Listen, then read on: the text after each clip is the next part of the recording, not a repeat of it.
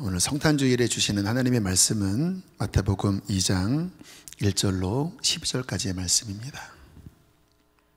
헤로드 왕 때에 예수께서 유대 베들레헴에서 나심에 동방으로부터 박사들이 예루살렘에 이르러 말하되 유대인의 왕으로 나시니가 어디 계시냐? 우리가 동방에서 그의 별을 보고 그에게 경배하러 왔노라 하니 헤로드 왕과 온 예루살렘이 듣고 소동한지라. 왕이 모든 대제사장과 백성의 서기관들을 모아 그리스도가 어디서 나겠느냐 물으니 이르되 유대 베들레헴이오니 이는 선지자로 이렇게 기록된 바 또 유대 땅 베들레헴아 너는 유대 고을 중에서 가장 작지 아니하도다. 내게서 한 다스리는 자가 나와서 내 백성 이스라엘의 목자가 되리라 하였음이니이다. 이에 헤롯이 가만히 박사들을 불러 별이 나타난 때를 자세히 묻고 베들레헴으로 보내며 이르되 가서 아기에 대하여 자세히 알아보고 찾거든 내게 고하여 나도 가서 그에게 경배하게 하라. 박사들이 왕의 말을 듣고 갈새 동방에서 보던 그 별이 문득 앞서 인도하여 가다가 아기 있는 곳 위에 머물러 서 있는지라. 그들이 별을 보고 매우 크게 기뻐하더라. 집에 들어가 아기와 그의 어머니 마리아가 함께 있는 것을 보고 엎드려 아기께 경배하고 보배압을 열어 황금과 유향과 모략을 예물로 드리니라. 그들은 꿈에 헤롯에게로 돌아가지 말라 지시하심을 받아 다른 길로 고국에 돌아가니라. 아멘. 성탄절 하면 저는 어릴 때 성탄절 카드를 주고받고 또 선물도 나누면서 이렇게 들뜬 마음으로 지냈던 성탄절로 기억이 됩니다. 우리 예수님을 많이 생각했던 것 같지는 않고요. 좀 이렇게 뭔가 좀 환상적인 그리고 뭔가 기분이 이렇게 좋은 그런 어떤 시절로 기억이 나요. 그러나 진정한 성탄절이 되려면 나를 위해 오신 예수 그리스도를 만날 때 그때 진정한 나의 성탄이 되는 거죠. 제가 선화목자교회 부목사 시절 때 이런 성탄절이 되면 항상 주일 예배 때 주님을 만난 초신자들의 간증이 있었는데 그 간증 제목이 나의 성탄이라는 제목이었습니다. 나의 성탄, 다른 의미로 표현하면 내 속에 만나진 나의 성탄절. 그냥 들뜬 기분의 어떤 절기가 아니라 정말 나를 위해 오셨구나, 내 안에서 예수님의 성탄절이 이루어졌구나 하는 그러한 의미에서의 간증하는 시간이 있었는데 맞습니다.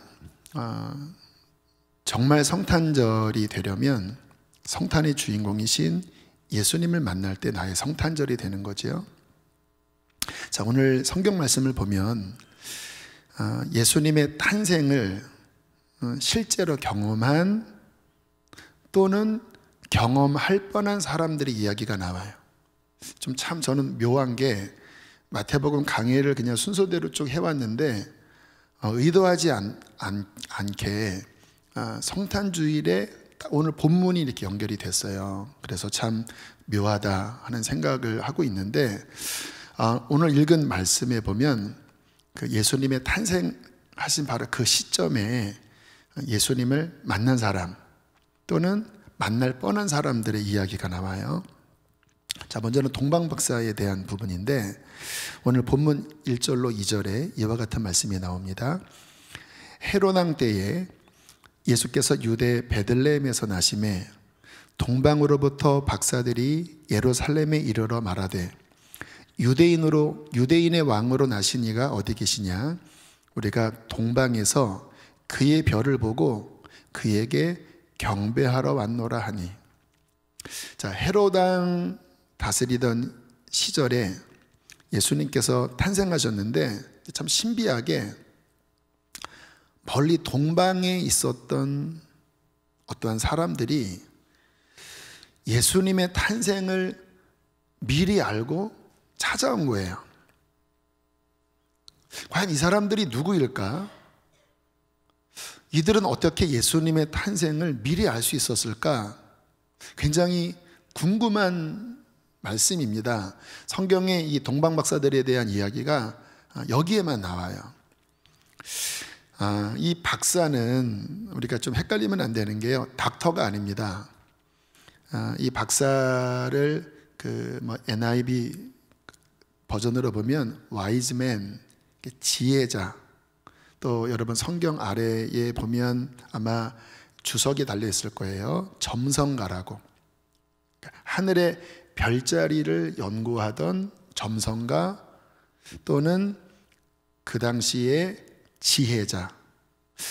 조금 안 좋은 표현으로 하면 박수, 지금 같은 그런 무당의 의미는 아니고 뭔가 이렇게 종교적인 부분에 어떤 지도격이 있었던 사람들이 박사입니다. 성경으로 인용을 하면요, 여러분 다니엘서 아시죠? 유대 땅이 망해갈 때 그 바벨론 나라에서 취했던 정책 중에 하나가 그 정복했던 여러 나라들 가운데 지혜로운 자, 소년이든 관리든 그 지혜로운 자들을 데려다가 바벨론 그 왕궁에서 훈련시키고, 그리고 그 중에서 뽑은 사람들이 이제 느부갓네살 왕 주변에서 기도도 하고 또 조언도 하고 하는 그 역할을 했잖아요. 느부갓네살 왕 이상한 꿈을 꾸었을 때 그때 이제 사람들을 모아놓고 내 꿈이 무엇인지를 너희들 알려줘라. 본인이 꿈꾸고 사람들을 모아놓고 이것들을 알려줘라 라고 했던 그 상황 아시죠? 그때 모아놓았던 부류의 사람들이 박사, 와이즈맨, 점성가들. 특별히 이때 다니엘은 꿈을 해석하는 신비한 능력을 가지고 느부갓네살 왕이 꿈을 해몽해 주었잖아요. 그 부류의 사람들이 오늘 이 동방으로부터 찾아온 그 박사들이라고 할 수 있습니다. 자, 그런데 궁금한 거는 이들이 어떻게 그 유대 땅에 있는 사람들도 감지하지 못했던 메시아의 탄생을 알 수 있었을까? 오늘 말씀을 보면요, 별을 연구하다가 이상한 징조를 본 거예요. 요즘 근래에 나온 뉴스 가운데 하나가 그 크리스마스 별 우주쇼에 대한 뉴스가 나와요. 이와 같은 기사가 나와요. 여러분, 이 태양계에 위성들이 있지요. 가장 큰 별이 목성이고 그 다음 큰 별이 토성입니다. 그런데 이 위성이 태양계를 중심으로 이렇게 돌잖아요. 돌다가 어떤 사이클에 이렇게 별들이 이렇게 뭔가 저렇게 목성과 토성이 가깝게 붙은 이러한 때가 오는 거예요. 지금 이 시즌이 바로 그런 시즌이라고 하더라고요. 이게 800년 만이라고 합니다. 가깝게. 그래서 이렇게 밤에 별들을 보면 이 밝은 두 별이 서로 가깝게 붙으면서 이렇게 하늘에서 움직이는 장면이 육안으로 보입니다. 지금도 육안으로 보인다면 그 당시 공해가 없을 때는 별이 굉장히 선명하게 보였을 것이고, 특별히 이 고대에 있어서 목성이 그 주피터, 그 제우스, 좀 히랍 신화이긴 하지만 왕의 별이라고 이렇게 칭하는 별이었다고 그래요. 근데 그 별 사이에 뭔가 이상한 징조를 보았을 수도 있는 거예요. 지금 이와 같은 상황으로 본다면. 아무튼 그것일 수도 있고 아닐 수도 있지만 뭔가 범상치 않은 변화를 관측을 하고 이들이 당장 짐을 꾸리고 먼 거리를 이동해서 예루살렘까지 온 겁니다. 킬로수가 한 2000km였다고 그래요. 여기서 부산까지가 한 550km 되니까 서울, 부산, 그러니까 서울에서 부산 내려갔다가 다시 올라왔다가 다시 내려갔다가 올라온 그 거리입니다. 지금 경부고속도로 타고 차를 타도 4시간 가까이가 걸리는 엄청난 장거리인데 그 4배의 거리를 낙타를 타고 이동을 해올 정도면 정말 어마어마한 이동이었죠. 그들이 예루살렘까지 와서 유대인의 왕으로 나신 이가 어디 있습니까? 라고 물어보는 거예요. 우리가 동방에서 그의 별의 변화를 관측했습니다. 우리는 추측건데 성경에서 말씀은 그 메시아가 온 것이라고 확신했습니다. 메시아가 어디 계십니까? 우리는 그에게 경배하고자 합니다. 그리고는 그분들이 예루살렘에 돌아와서 왕의 오심에 대한 이야기를 한 거예요. 우리가 이 내용을 보면 우리가 뭐를 추측할 수 있냐면 이들이 메시아의 탄생에 대한 예언을 알고 있었다라는 거예요. 그래서 별의 변화가 관측되면서 성경에서 말씀한 그 메시아가 올 거구나. 그리고는 부랴부랴 왕의 도성이라고 하는 하나님의 도성이라고 알고 있었던 예루살렘까지 찾아와서 그 당시에 헤롯이 다스리는 이런 거는 잘 모르고 그냥 무턱대고 왕이 어디 계십니까? 성경에 예언한 그 메시아를 아련하러 왔습니다 라고 이야기를 한 거예요. 여러분 성경을 읽어보시면요, BC 586년 7년에 그 유다가 망할 때 많은 사람들이 이 동방으로 포로로 끌려갔잖아요. 거기에 다니엘이 있고 또 느헤미야가 있고 또 에스라가 있고 심지어는 그곳에서 왕비가 된 에스더도 있어요. 지금 제가 열거한 다니엘, 느헤미야, 에스더, 에스라 이와 같은 사람들은 그 이방 땅에서 고위 관료가 된 사람들이에요. 총리가 되기도 했고 술관원장이 되기도 했고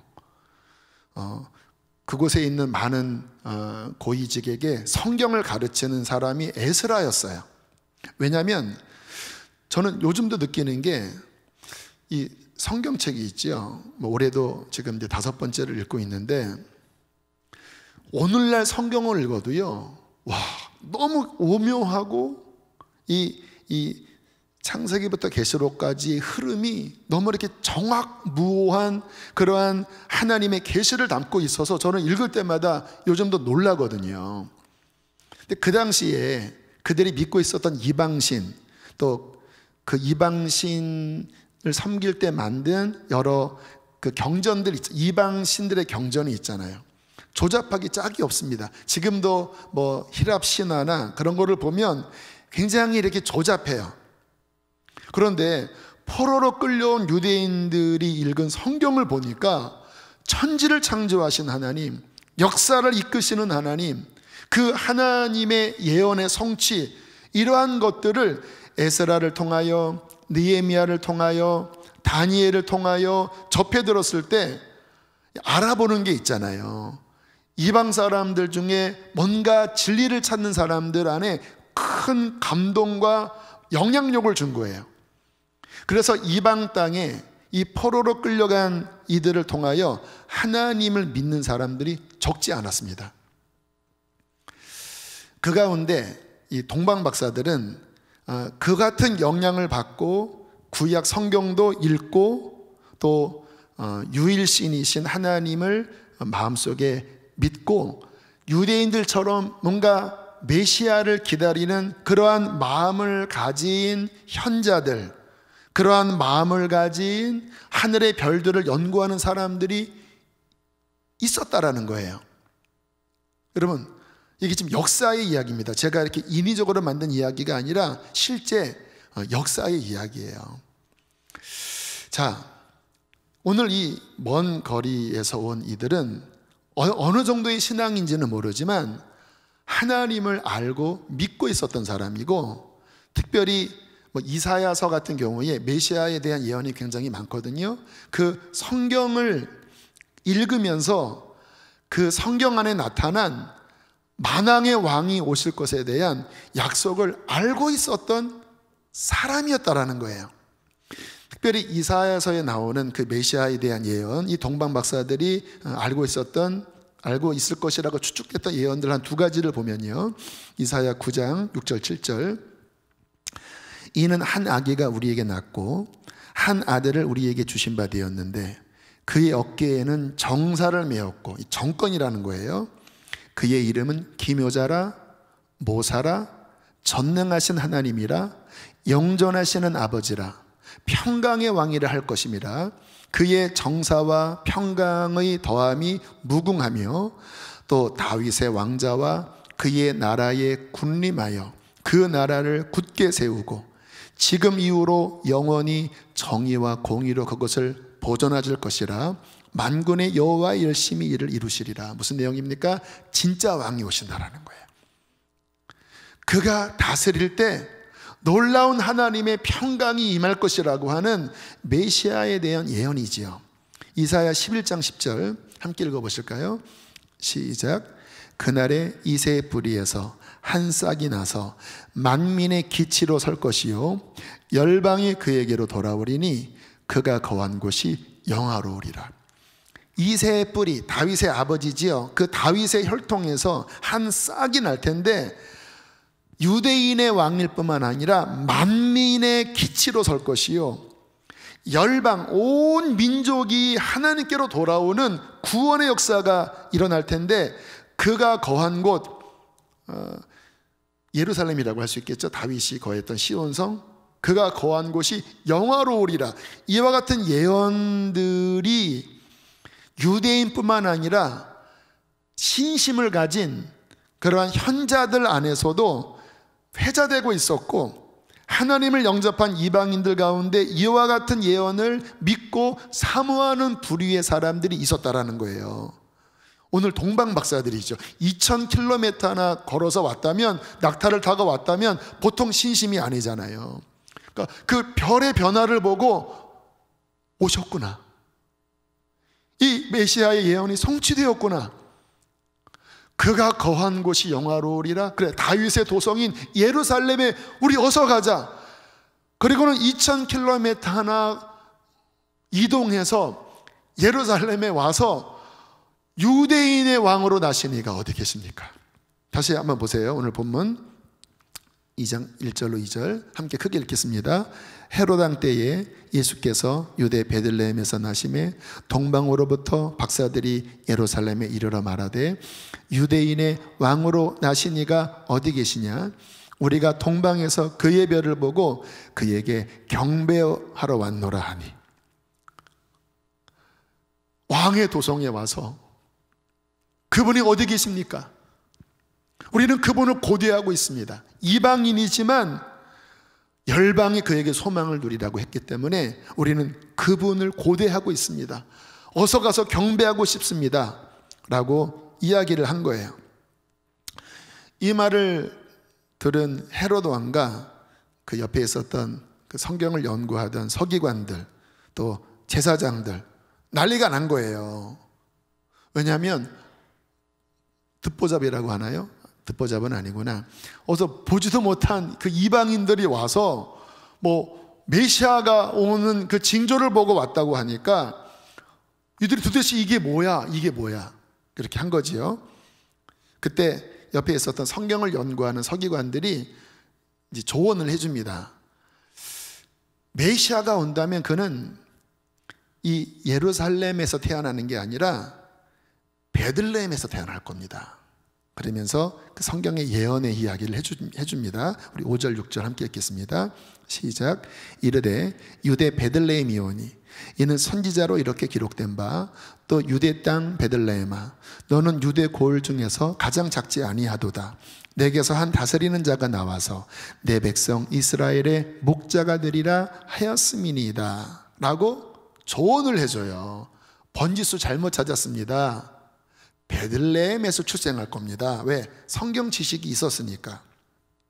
정말 웃긴 건 뭔지 알아요? 그 조언을 해준 사람들은 정말 예수님이 탄생하셨는데 그 성경에 예언된 그분이 오셨는데 예수님께 찾아가지 않았어요. 아니, 오시는지도 몰랐어요.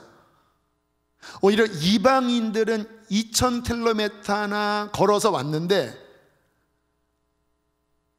그리고 예수님을 아련했잖아요. 그런데 인근에 있었던 성경을 알고 있었던 서기관들은 어드바이스는 해주지만 찾아가진 않았어요. 참 아이러니한 일이죠. 자, 동방의 현자들이 이 말을 듣자마자 다시 부랴부랴 짐을 싸서 베들레헴으로 이동을 했습니다.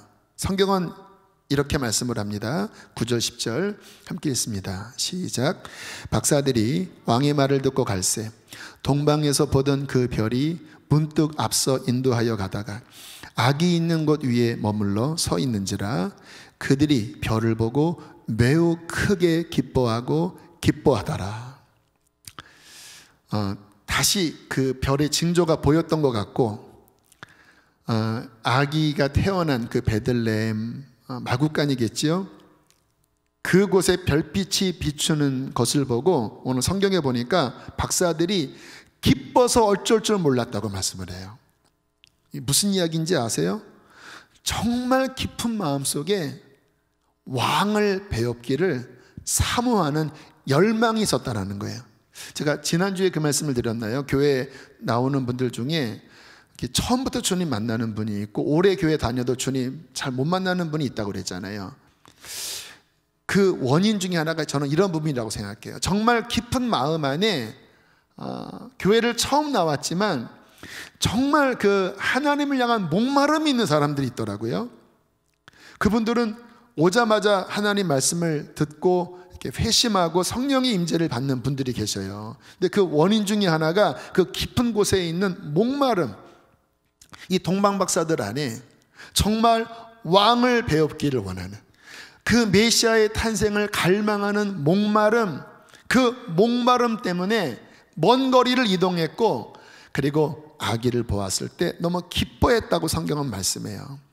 자, 11절에 보면 이와 같은 말씀이 나옵니다. 함께 읽겠습니다. 시작. 집에 들어가 아기와 그의 어머니 마리아가 함께 있는 것을 보고 엎드려 아기께 경배하고 보배압을 열어 황금과 유향과 몰약을 예물로 드리니라. 자, 이 말씀을 보면요, 그들이 그냥 온 게 아니라 귀중한 예물을 들고 왔다고 말씀을 해요. 이 세 가지는 다 그 당시에 고가품이고 왕에게 드리는 예물에 속하는 그런 물건입니다.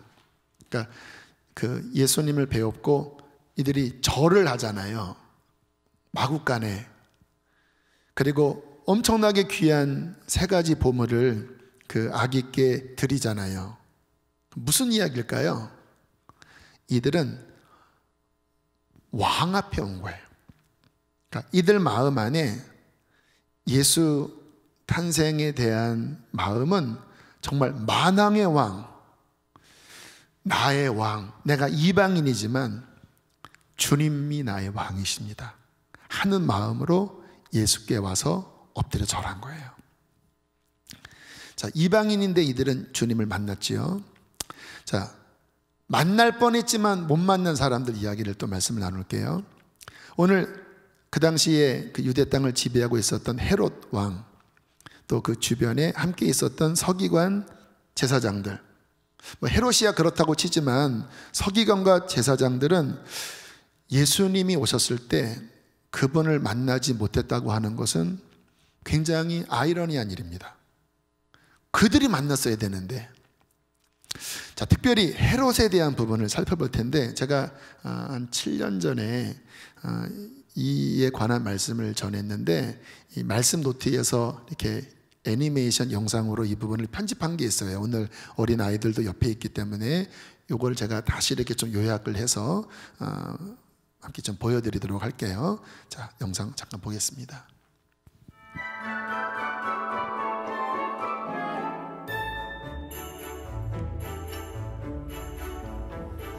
이 헤롯은 기회의 사람이라고 볼 수 있습니다. 왜냐하면 이 헤롯은 원래 유대인이 아니고요, 에돔 사람입니다. 근데 정략가예요. 그래서 정치적인 수단을 이용해서 로마의 어떠한 권력과 야합을 하면서 유대인이 아닌데 유대인의 왕이 된 야심가이기도 하지만 기회의 사람이에요. 그렇게 해서 왕이 되었습니다. 그런데 이 헤롯의 인생에게 영적인 큰 축복의 기회가 찾아왔어요. 메시아를 볼 수 있는 기회였습니다. 동방 박사들이 찾아간 곳이 헤롯 궁전이었고, 메시아가 지금 태어난다라는 사인을 받았는데 그거 어디서 나시겠습니까? 헤롯 대왕이 예수 그리스도를 볼 수 있는, 영접할 수 있는 그 절호의 기회가 그에게 있었습니다. 그런데 우리가 알다시피 헤롯은 그 기회를 발로 완전히 짓뭉개 버렸습니다.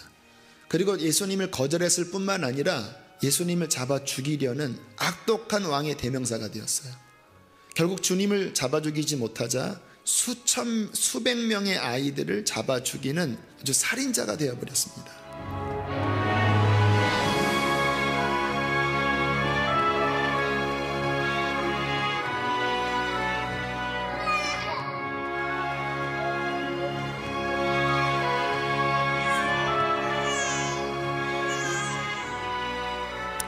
자, 잠깐 말씀드리고 후반부 말씀 나눌게요. 이 헤롯을 알아야 합니다. 왜냐하면 우리 안에 헤롯이 있기 때문에. 이 헤롯은요, 대단한 사람이에요. 출신 성분이 에돔 사람입니다. 유대인이 아니에요. 그런데 어떻게 유대인이 지금 왕으로 재위하고 있었을까요? 기가 막힌 정략가예요. 그 당시에 로마가 세계를 제패하고 있었고, 제패하고 있었지만 여러 그 지도자들이 전쟁과 또 암살로 이렇게 바뀌면서 혼돈하고 있었는데, 그 사이에서 헤롯은요, 이렇게 로마를 지배할 만한 사람 밑에 탁 붙어서 뇌물을 먹여서 신임을 얻고, 저는 그래서 유대의 지배자로 로마로부터 직위를 받고 들어온 거거든요. 근데 이게 또 바뀝니다. 요 자신의 이 직임을 준 이 권력자의 정적이지요. 정적에 의하여 살해당하면서 반대편이 또 로마를 다스려요. 그러면 당연히 헤롯은 이쪽 편에 있었기 때문에 함께 죽어야 되잖아요. 그런데 또 요 상황이 되면요, 급하게 이쪽으로 붙습니다. 또 뇌물을 먹여서 이쪽에서 신임받아요. 또 바뀌어요. 그러면 또 이쪽에 가서 또 어쨌든 마음을 사서 유대를 지배하는 그 왕의 자리를 유지하고 있었던 사람이에요. 엄청나지요? 그 정도가 아니라 본인이 에돔 사람이기 때문에, 유대 사람들은 그 순혈주의, 혈통에 대한 어떤 그 프라이드가 강하잖아요. 그러니까 에돔 출신 이 왕이 되는 것을 내면적으로 유대인들은 받아들일 수 없습니다. 어떻게 했는지 아세요? 그 마리암네라고 하는 제사장, 대제사장 가문의 딸과 정략 결혼을 합니다. 왜요? 본인은 에돔 사람이지만 제사장의 딸과 결혼하면 그 핸디캡을 일부분 해소할 수 있잖아요. 또 좀 역사적인 이야기이긴 한데, 요 유대 헤롯 왕 재위 전에 하스몬 왕가라고 하는 그 유대 나라를 다시 이렇게 회복하려고 했던 그 왕가가 있어요. 성경에는 나오지 않은 그 왕가인데, 그 하스몬 왕가의 딸과 또 결혼합니다. 뭐예요? 나는 에돔 사람이지만 내 부인 둘이 있는데, 하나는 제사장의 딸이고 한 명은 이 전 왕가의 딸이니까 내가 그래도 왕이지 않냐, 나는 로마의 신임을 받은 권력가이기도 하지만 반쪽은 걸쳐 있다.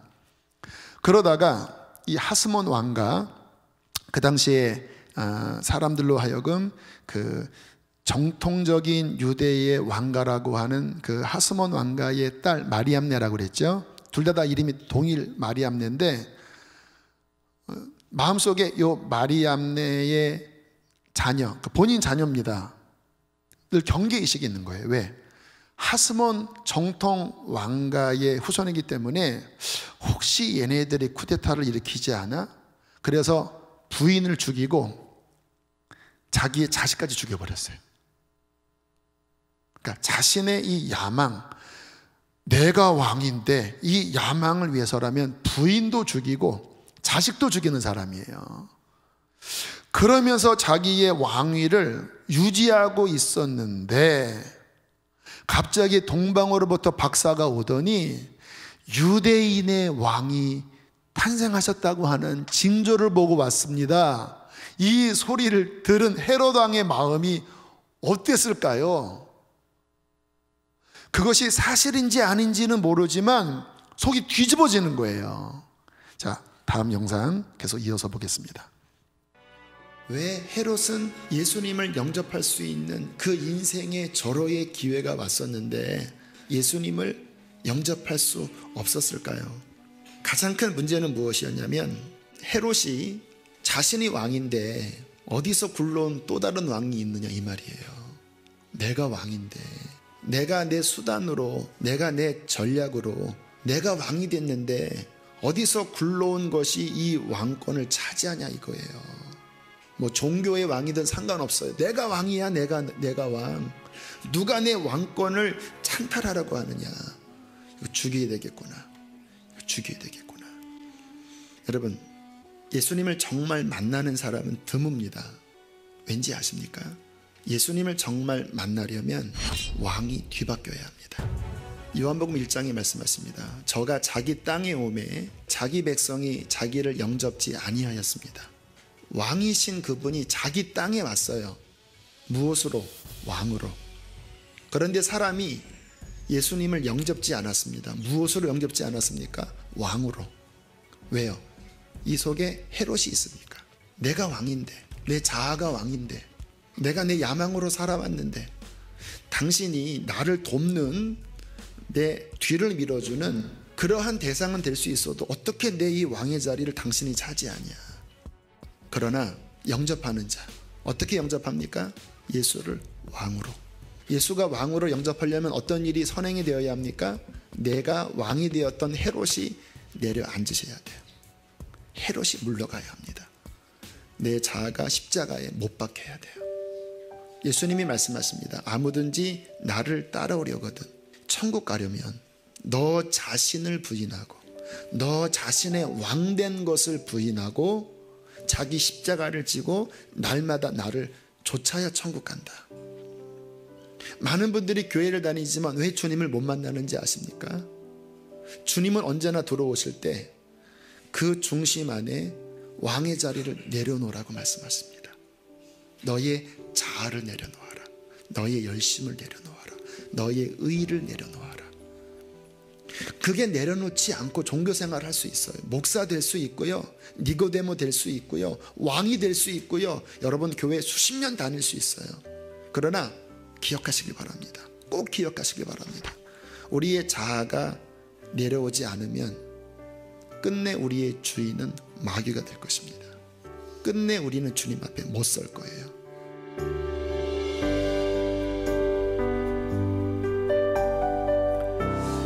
아멘. 자, 성탄주일입니다. 저는 어떤 종교적인 행사로 성탄절을 지내기를 되게 싫어하는 사람이에요. 그게 무슨 의미가 있겠습니까? 진정한 성탄은 내 안에 경험되어지는, 나를 위해 이 땅에 오신 나의 성탄이 되어져야 합니다. 어떻게 그게 가능할까요? 오늘 읽었던 본문에 헤롯 왕, 또 서기관들, 대제사장들, 예수님이 인간에 태어나셨지만 결국 그들은 예수님을 만나지 못했어요. 왜요? 자신들이 왕이었기 때문에. 그러나 동방 박사들은 이방인들이었지만 예수님을 최초로 본 이방인이었어요. 왜요? 그들은 진정한 왕을 갈망했고 예수 그분을 나의 왕으로 모셔드렸습니다. 저는 오늘 당신께 묻고 싶어요. 오늘 예배하는 우리 어린아이들도 있지요. 우리 자녀들에게 묻고 싶어요. 모태신앙으로 또 교회 오래 다닌 그 연수로 진정한 성탄절을 맞이할 수 없습니다. 혹시 당신 안에 여전히 헤롯이 왕이라면, 내 마음대로 내 인생을 살려고 하고 내 마음대로 내 인생을 계획하려고 하고 내 뜻대로 살려고 한다면 당신이 헤롯입니다. 당신이 서기관이에요. 성경을 알지만 끝내는 굴복하지 않았기 때문에 나의 성탄절은 될 수 없는 비참한 사람이 되는 거예요. 주님 나라 갈 수 없는 사람이 되는 거예요. 오늘 주님께서는 이 말씀을 가지고 우리에게 도전하십니다. 너의 왕이 누구냐? 정말 내가 너의 왕이 되게 할 수 있느냐? 너의 주인됨을 내려놓고 정말 내가 너의 왕이라고 온 마음으로 나를 영접하고 나를 왕이라고 선포할 수 있느냐? 여러분, 주님이 왕이 되시면 내 인생 이제 내 맘대로 못 사니까 정말 내가 주님 만나면 나 비참하게 되는 거 아니야? 뭐 이런 류의 생각으로 예수님을 왕으로 영접하지 못하는 사람들이 있는 것 같아요. 여러분, 그러나 기억하십시오. 우리 왕 되신 예수님은 폭군이 아니라 선한 왕이십니다. 예수님이 진정 왕이 되실 때 그때 평강이 우리 안에 임하는 거예요. 아까 이사야 말씀 가운데 그가 평강의 왕으로서 평강으로 다스린다고 그러잖아요. 그래서 구약의 선지서에 나온 그 메시아에 대한 예언을 보면 그가 왕이 되어야 비로소 진짜 평강이 온다고 하는 예언이 줄을 이룹니다. 여러분, 평안하십니까? 당신 마음에 평강이 있어요? 그 평강이 없다면 당신이 왕이라서 그래요. 세상이 왕이라서 그래요. 진정한 예수 그리스도가 나의 왕이 된다면, 우리가 그분의 통치 안에 들어간다면 그분의 평강이 우리의 마음과 삶을 덮을 것입니다. 예수님은 또한 사랑의 왕이십니다. 우리를 막 지배하고 억압하는 왕이 아니라 우리를 죄에서 건지시기 위하여 자신의 생명을 내어주신 사랑의 왕이십니다. 그분에 대한 예언을 이렇게 말씀하고 있어요. 그는 상한 갈대를 꺾지 않으시고 꺼져가는 심지도 끄지 않으신다고. 무슨 말씀입니까? 너무나 인자하셔서 우리의 상처, 우리의 연약함, 우리의 실패를 그냥 방치하는 게 아니라, 세상 폭군은 권력이 있으니까 뭐 낮은 자, 뭐 그렇게 상한 자 거들도 안 보잖아요. 그런데 우리 사랑의 왕, 인자하신 예수 그리스도의 그 왕되심은 상한 갈대를 꺾지 않고 꺼져가는 심지도 끄지 않고 우리에게 위로와 참된 치유와 회복과 구원을 주신 진정한 왕이시라는 거예요. 세상에는 이 같은 왕이 없죠. 그러나 진정한 왕이 그 사랑으로, 긍휼과 은혜로 이 땅 가운데 오셨다라는 거예요. 또한 예수님은 어떠한 왕이십니까? 영원한 왕이에요. 세상 왕은 뭐 50년 이상 가지 못해요. 그런데 예수님은 그의 주권이 바뀌지 않습니다. 왜요? 하나님의 아들이시니까. 여러분, 아까 요한복음 1장 12절 말씀 나눴는데요, 예수님을 왕으로 영접하는 자, 우리가 영접하는 자라고 할 때 왕으로 영접하는 거잖아요. 영접할 때 어떤 결과가 따릅니까? 하나님의 자녀가 되는 권세를 주었으니. 무슨 말이에요? 영원한 생명을 주신다는 거지요. 우리의 왕이 영원한 분이기 때문에 그분이 나의 왕이 될 때, 그렇게 왕으로 영접할 때 하나님의 자녀, 영생하시는 하나님의 자녀가 되는 권세를 주신다고 하는 말은 뭐냐면 우리도 영원한 존재로 거듭나게 한다라는 거예요. 그리고 하나님의 자녀이기 때문에 우리도 왕권을 받습니다. 물론 모든 왕의 왕은 예수님이시지만 우리는 백성이자 왕권을 받은 하나님의 자녀가 되어 그 만왕의 왕을 섬기면서 영원한 생명을 누리면서 주님과 함께 영원히 통치하는 자가 되는 거예요. 여러분, 이것을 주시기 위하여 2000년 전에 한 아기로 메시아 예수 그리스도가 오신 것입니다. 그분이 나의 왕이 되실 때 우리는 그 안에서 평강을 누리고, 그 안에서 안전을 누리고, 그 안에서 회복이 일어나고, 그 안에서 영원한 하나님의 왕 같은 제사장으로 영원토록 그분을 섬기는 왕의 자녀가 될 것입니다. 우리 이 시간 그 예수님을 나의 왕으로 모십시다. 다시 한번 질문하고 싶습니다. 누가 당신의 왕이십니까? 당신 안에 헤롯이 꺾여졌습니까? 오늘 이 시간 주님 앞에 이 성탄절 이 주일에 주님이 나의 왕이시라고 온맘 다하여 선포하는 거룩한 주일 되기를 주의 이름으로 축복합니다. 함께 이 시간 찬양하시겠습니다. 우리 모두 자리에서 일어나서 정말 나의 마음을 다하여 2000년 전에 우리에게 오신 참되신 왕, 영원하신 왕, 사랑의 왕, 당신이 나의 왕이십니다. 내 안에 헤롯이 꺾여지고 내 안에 교만함이 꺾여지고 당신 앞에 굴복하오니 영원토록 다스려 주시옵소서. 함께 이 찬양을 고백하시면서 하나님께 나아가시겠습니다. 주님만이 왕이십니다. 주님만이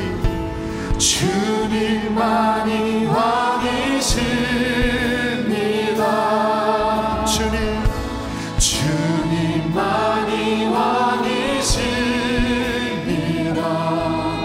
주님 그렇습니다. 주님만이 왕이십니다. 우리 주님께 고백합니다. 주님만이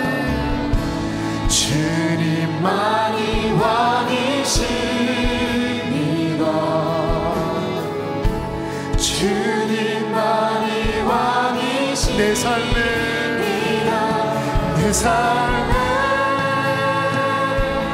내 삶에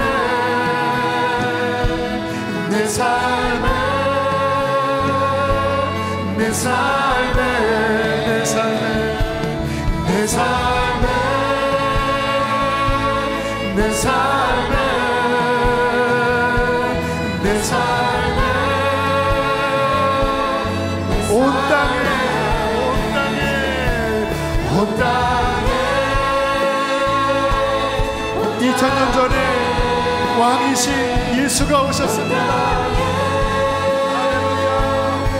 모든 이름 위에 뛰어나신 모든 이름 위에 뛰어나신 이름 왕의 주께 엎드려 경배해. 모든 이름 위에 뛰어나신 이름 왕의 주께 엎드려 경배해.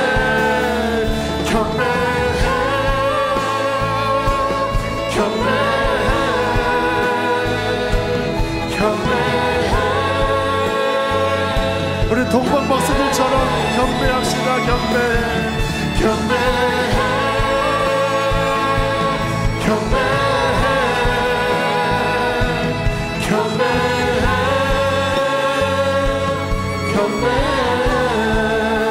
주님만이 왕이십니다.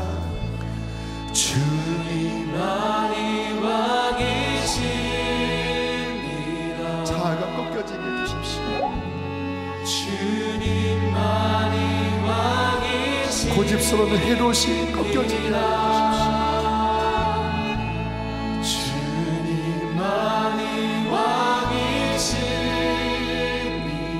주님 나의 왕이십니다. 우리 한 번 더 왕이신 그분께 손을 높이 들고 주님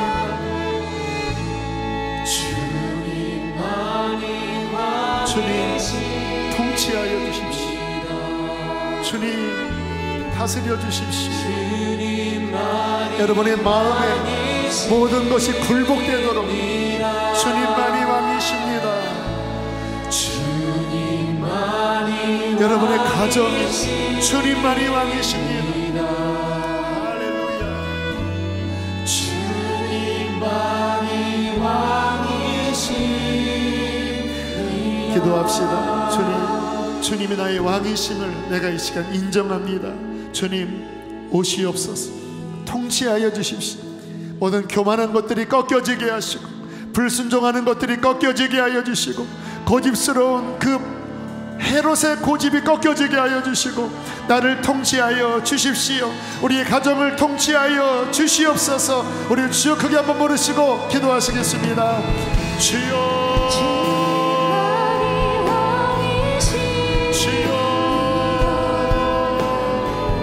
할렐루야, 할렐루야. 우리의 왕, 우리의 주, 평강의 왕을 찬양합니다. 오 하나님, 진정한 왕을 높여드립니다. 하나님, 우리의 가정을 다스려 주십시오. 우리의 가정을 다스려 주십시오. 우리의 인생을 통치하여 주십시오. 모든 교만이 떠나가게 하여 주십시오. 술 취함이 떠나가게 하시고, 난이 떠나가게 하여 주시고, 불순종이 떠나가게 하여 주시옵소서. 주님, 우리 자녀들을 축복합니다. 주님을 왕으로 영접하게 하여 주십시오. 주님을 왕으로 영접하게 하여 주시옵소서. 주여, 우리 교회를 주의 손에 올려드립니다. 주님, 왕이 다스려 주시옵소서. 왕으로 통치하여 주시옵소서. 주님, 우리 주님, 우리의 왕, 우리의 왕, 주님, 우리의 왕이십니다. 우리의 왕이십니다. 주님, 우리를 통치하십니다. 주님, 할렐루야, 할렐루야, 할렐루야. 선포합시다. 모든 이름 위에, 모든 이름 위에 뛰어나시기를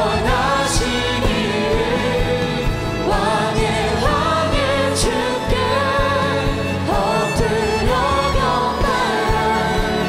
모든 이름 위에 뛰어나시기를 왕의 왕의 주께 엎드려 경배해. 아멘. 하나님, 주님은 나의 왕으로 오셨습니다. 내 안에 성탄절, 나를 구원하신 그 나의 구원의 성탄절이 내 안에 이루어지게 하심을 찬양합니다. 당신이 나의 왕이셨으므로 내가 평강을 얻었고 꺼져가는 심지, 주님, 상한 갈대인 나를 회복시키셔서 지금 이 자리까지 이르게 하셨습니다. 주님, 당신이 영원한 나의 왕이십니다. 나의 삶을 주께 드리고 영원토록 사랑의 왕을 우리도 사랑하겠습니다. 생명 다해 주님을 섬기겠습니다. 하나님, 우리의 가정들을 다스려 주시고, 우리의 자녀들이 진정한 왕을 영접하여 왕의 자녀들로 하나님 앞에 굳게 서서 이 마지막 시대에 하나님께 영광을 돌리게 하여 주시옵소서. 주님, 그러나 우리 안에 끊임없이 헤롯이 올라와서 나의 왕됨을 내려놓지 않으려고 하는 고집스러움들이 있음을 또한 고백합니다. 그때마다 회개하게 하여 주시고, 십자가 앞에 나를 꺾게 하여 주시고, 끝날까지 주님만 나의 왕으로 내 안에 통치하여 주시옵소서. 귀한 예물 봉헌합니다. 기쁘게 흠양하여 주시고, 하나님이 예물이 하나님의 영광을 위하여, 하나님의 선한 일을 위하여 귀하게 쓰임받게 하여 주시옵소서. 성도들의 삶을 보호하여 주십시오. 지난 한 주도 보호하신 하나님의 그 지키심이 이번 한 주도 어디에 있든 무엇을 하든 누구를 만나든 어느 길을 걷든 우리의 호흡과 발걸음을 안전하게 지켜주시어서 우리 사랑하는 성도들이 이 전염병의 시기에 하나님의 그 은총 속에 복 가운데 아버지 지켜지게 하여 주시옵소서. 몸이 아픈 이들이 있습니다. 하나님, 그 병상에 찾아가셔서 주께서 그들의 병든 부위를 만지시고 상한 부위를 고치시고 연약한 마음을 일으키시고 하나님의 자녀들로 강건케 하여 주시옵소서. 이제는 우리를 죄에서 건지신 예수 그리스도의 은혜와 하늘아버지의 끝없는 사랑과 보혜사 성령 하나님의 교통하심이 예수 그리스도를 다시 한번 우리의 왕으로 인정하고 돌아가는, 하나님께 예배하는 모든 이들의 심령과 가정 속에 충만히 함께 하시기를 축원하옵나이다. 아멘.